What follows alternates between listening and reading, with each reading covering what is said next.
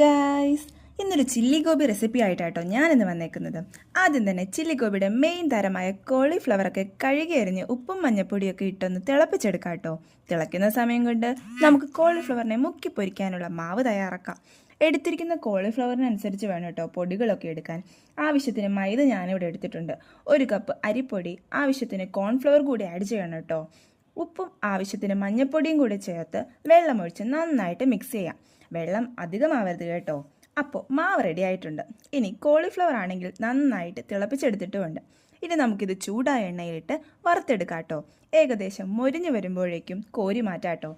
ഇനി ഒരു പാനിൽ എണ്ണ ഒഴിച്ച് ചൂടായി വരുമ്പോഴേക്കും ഇഞ്ചി വെളുത്തുള്ളി പേസ്റ്റ്, 3-4 പച്ചമുളക് ചരിച്ചരിഞ്ഞത്, 3 സവാള ചതുരത്തിലരിഞ്ഞതും കൂടിയിട്ട് നല്ല രീതിക്ക് വഴറ്റിയെടുക്കുക. വഴന്നു വരുമ്പോഴേക്കും ആവശ്യത്തിന് ഉപ്പ് ചേർത്ത് ചതുരത്തിലരിഞ്ഞു വെച്ച ക്യാപ്സിക്കം കൂടിയിട്ട് നന്നായിട്ട് മിക്സ് ചെയ്യുക. ഇനി ഇതിലേക്ക് സോയാ സോസ്, ടൊമാറ്റോ സോസ് ഇവ കൂടി ചേർത്ത് കൊടുക്കാം കേട്ടോ. ഇനി ഇതിലേക്ക് കുനുകുന അരിഞ്ഞു വെച്ച വെളുത്തുള്ളിയും കൂടി ഇട്ട് കൊടുക്കുക.